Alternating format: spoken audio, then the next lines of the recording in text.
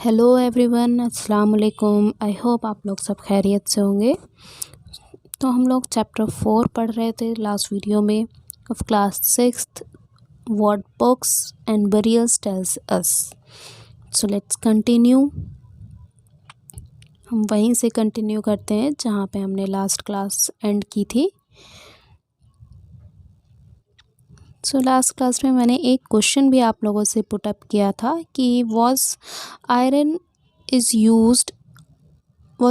Used in Harappan sites, yes और not. तो आप लोगों मुझे आंसर करके बताएं कि आयरन जो है वो हड़प्पन साइट्स में यूज़ किया जाता था या नहीं किया जाता था। Okay, so let's start from here. Yes, where were some burials spots meant for certain families. हमें यहाँ से स्टार्ट करना है। Let's start. Sometimes megaliths contain more than one skeleton. कभी कभी ऐसा होता था, मेगालिथ्स जो है वो एक से ज़्यादा स्केलेटन उसमें होते थे, यानी कि एक से ज़्यादा लोग उसमें पाए जाते थे, उनके ढांचे पाए जाते थे। These indicate that people, perhaps belonging to the same family, were buried in the same place though not at the same time. इससे ये पता चलता था कि जो लोग हैं, ठीक है, यानी कि वो दैट मीन्स वो सेम फैमिली से बिलोंग करते हैं, सेम फैमिली से आते हैं, जिनको उसी सेम प्लेस पे बरी किया गया है। ठीक है, ऐसा नहीं हो सकता कि सेम टाइम पे बरी किया हो, ऑब्वियसली नॉट। तो उनको मतलब एक इंडिकेट किया गया है कि वो सेम फैमिली से बिलोंग करते हैं, इसके लिए ही उसी में ही उनको दफना दिया गया है। ठीक है, भले ही वो सेम टाइम पे नहीं हो। Some bodies of those who died later were brought into the grave through the portholes. कुछ बॉडीज़ जो हैं जो ऐसी होती थी जिनकी ग्रेव्स में वो पोर्ट होल्स होते थे। पोर्ट होल्स के मतलब होता है एक तरीके से मुंह बना हुआ होता है, या बंदरगाह का छेद, एक तरीके से होल होता था। ठीक है, स्टोन सर्कल्स और boulders placed on the surface probably served as signposts to find the burial sites. Stone circles जैसे कि हम लोगों ने ऊपर पिक्चर में देखा लास्ट क्लास में, मैं फिर से दिखा देती हूँ कि इस तरीके से स्टोन को सर्कल किया जाता था और उसमें बरी कर देते थे। जैसे यहाँ पे है, मैं जूम करके दिखा देती हूँ। ठीक है, इस तरीके से यहाँ पे आप देख सकते हैं कि कुछ चीज़ें भी रखी हुई हैं अंदर की साइड। ऐसे एक साइन बना देते थे कि ये एक बरियल साइट है। ठीक है, यहाँ पे कोई दफन है। ठीक है, इस तरीके से उसको बताते थे। सो और probably served as signposts to find the burial site so that people could return to the same place where they wanted to. और साइन पोस्ट बना देते थे, एक तरीके से संकेत चिन्ह बना देते थे, जिससे कि वो ये पता लगे कि ये बरियल साइट है, जिससे पीपल जो है यहाँ पे दोबारा सेम प्लेस पे आ सकें जब भी वो चाहें। अ स्पेशल बरियल एट इनाम गांव। एक स्पेशल बरियल है इनाम गांव में, वहाँ पे है। इसको आप फाइंड आउट कर सकते हैं मैप 2 में। अगेन आप पेज 13 पे जाएंगे तो आपको पता लगेगा कि ये कहाँ पे सिचुएटेड है। It is a site on the river Goth, a tributary of the Bhima. ये साइट है कहाँ पे? रिवर गोथ है, वहाँ पे ये साइट है। और जो ट्रिब्यूटरी है, भीमा की ट्रिब्यूटरी हम कहते हैं सहायक नदी। ठीक है, वहाँ पे ये सिचुएटेड है या लोकेटेड है। It was occupied between 3600 and 2700 years ago. ये कब ऑक्यूपाइड हुआ, किस बीच में ऑक्यूपाइड हुआ? 3600 से लेके 2700 साल पहले। Here adults were generally buried in the ground. यहाँ पे क्या होता था, एडल्ट्स जो हैं वो ग्राउंड में ज़्यादातर उनको दफन कर दिया जाता था। Laid out straight with the head towards the north, और उनको स्ट्रेट लेटाया जाता था और उनका जो सर होता था वो नॉर्थ की तरफ होता था। Sometimes burials were with in the house, कभी कभी ऐसा होता था कि जो बरियल्स दफन करते थे वो घर में ही दफन कर देते थे। Vessels that probably contain food and water were placed with the death, जो वेसल्स होते थे, जो बर्तन होते थे, उनको भी उसमें खाना और पानी दोनों चीज़ रख के वो डेथ के साथ रख देते थे, यानी कि डेड बॉडी के साथ वो रख देते थे कि अगर उनको बाद में ज़रूरत होती पड़ेगी तो वो खा सकते हैं, पी सकते हैं। पहले के लोग ये समझते थे। One man was found buried in a large 4-legged clay jar in the courtyard of a 5-roomed house, one of the largest house at the site. एक आदमी ऐसा मिला जो कि बहुत बड़े एरिया में उसको दफनाया गया था, जो कि 4-legged clay jar था कोर्टयार्ड में, और उसमें 5 रूम थे। ठीक है, बहुत बड़ा घर था वो उस टाइम पे, यानी कि उस साइड पे, in the centre of the settlement, जहाँ पे वो रहता था। This house also had a granary, इस घर में ग्रैनरी भी थी। The body was placed in a cross legged position, जो बॉडी थी उसको किस तरीके से रखा गया था, लेग को क्रॉस करके रखा गया था, इस पोजीशन में रखा गया था। ठीक है। What skeletal studies tells us, अब स्केलेटल की जो स्टडी है उससे हमें क्या पता लगता है। Let's see. It is easy to make out the skeleton of a child of its small size, ये बहुत आसान था कि किसी बच्चे का स्केलेटन को पता लगाना उसके साइज़ से, यानी कि वो छोटा होता था तो उसको ये पता लगता था कि वो किसी बच्चे का है। However, there is no major differences in bones of a girl and a boy. लेकिन उसमें ये बहुत बड़ा मेजर डिफरेंसेस नहीं पाया जाता था हड्डियों में कि वो गर्ल है या बॉय है। Can we make out whether a skeleton that was that of a man or a woman?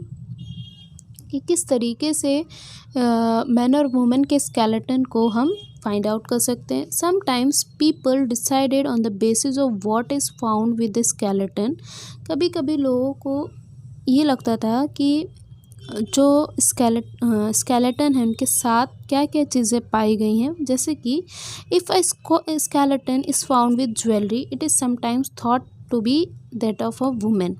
अगर कभी कभी ज्वेलरी के साथ अगर स्केलेटन पाया जाता था तो उससे ये लगता था, ये समझ में आता था कि वो एक वुमेन की है।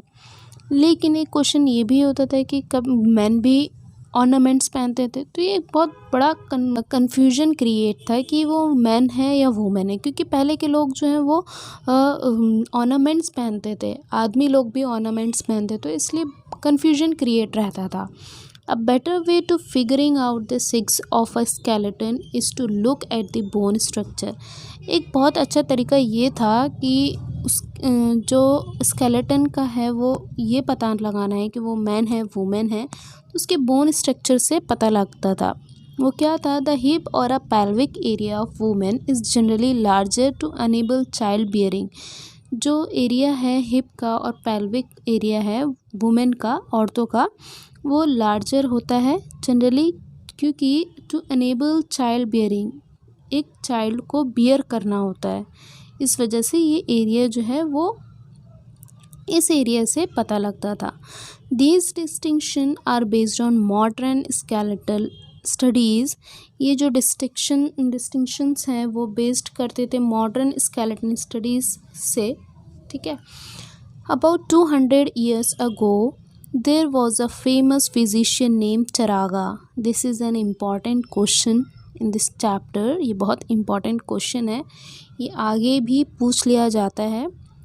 जो अभी हम पढ़ रहे हैं चरागा के बारे में, तो ये एक फिजिशियन थे जिन्होंने मेडिसिन के ऊपर बुक लिखी थी और उसको कहा जाता है चरागा संहिता।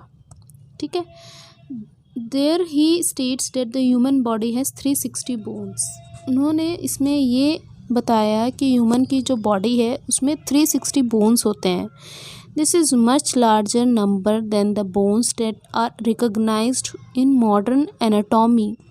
एनाटॉमी हम उसको कहते हैं जो शरीर की रचना करते हैं, ठीक है, शरीर के बारे में जो पढ़ते हैं उनको कहा जाता है anatomy.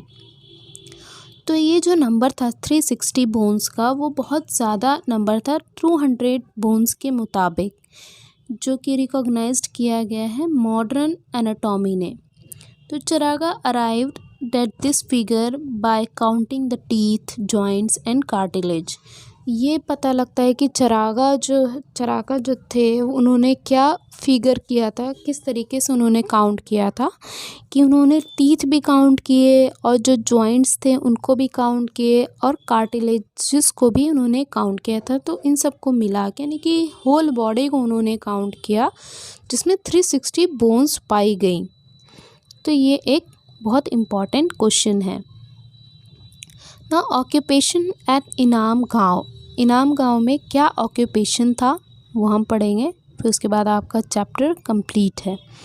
Okay, archaeologist have found seeds of wheat, barley, rice, pulses, millets, peas and sesame। Archaeologist ने ये सारे सीड्स जो हैं पाए।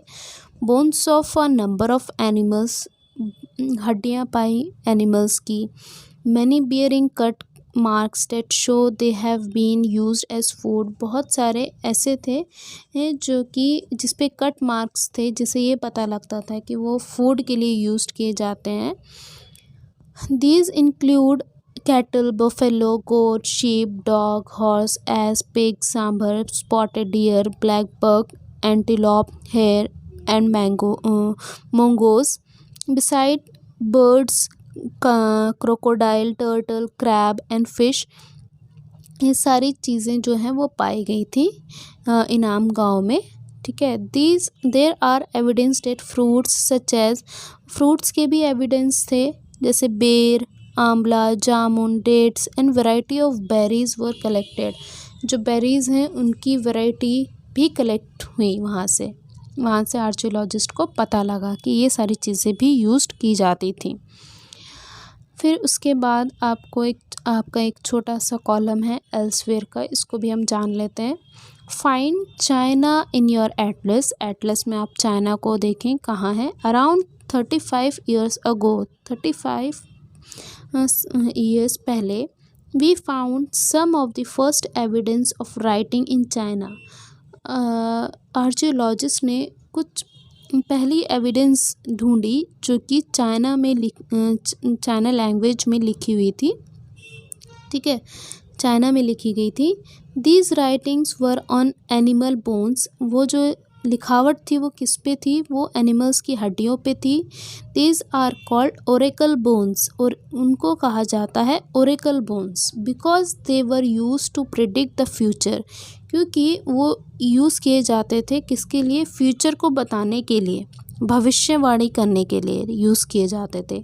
Kings got scribes to write questions on the bones, would they win battles, would the harvest be good, would they have sons, ठीक है। Kings जो हैं वो क्वेश्चंस लिखते थे उस बोन्स पे, स्क्राइब करते थे, ठीक है, खुद के लिखते थे कि क्या वो बैटल्स को जीत सकते हैं, क्या फसल अच्छी होगी, या क्या उनको बेटा होगा, ठीक है। इस तरीके के क्वेश्चंस वो लिखते थे और वो मतलब कि भविष्यवाणी करते थे, फॉर्च्यून जानने की कोशिश करते थे। The bones were then put into the fire, और बोन्स जो है वो फायर में, आग में डाल दिए जाते थे। And they cracked because of the heat, और वो क्रैक्ड हो जाते थे हीट के ज़रिए, हीट की वजह से, ठीक है, क्योंकि आग वैसे ही गर्म होती है तो गर्माहट की वजह से वो क्रैक कर जाते थे। Then fortune tellers studied this cracks, फिर उसके बाद जो फॉर्च्यून टेलर्स हैं यानी कि जो भविष्य बताते हैं, ठीक है, भविष्यवाणी करते हैं, वो उन क्रैक्स को पढ़ते थे, ठीक है, and try to predict the future, और जो फ्यूचर है उसकी भविष्यवाणी करते थे। As you may expect they sometimes made mistakes, यानी कि जो आप एक्सपेक्ट करते थे और वो कभी कभी मिस्टेक्स कर जाते थे। These Kings live in palaces in cities, ये जो किंग्स थे वो पैलेसेस में, सिटीज़ में, पैलेसेस में रहते थे। They amassed vast quantities of wealth, यानी कि वो बहुत अमेस्ड मतलब इकट्ठा करना, उनके पास वेल्थ जो क्वांटिटीज़ थी वो बहुत ज़्यादा इकट्ठा हुई हुई थी, बहुत वास्ट थी, बहुत ज़्यादा थी, including large elaborately decorated bronze vessels, जो ब्रोंज वेसल्स होते थे वो सब उनके पास होता था। However they did not know the use of iron, इसके बावजूद उनको आयरन का यूज़ नहीं पता था कि आयरन किस तरीके से यूज़ किया जाता है। ठीक है, तो ये आपका चैप्टर था। आई होप आप लोगों को इस चैप्टर में कोई भी प्रॉब्लम नहीं आएगी समझने में।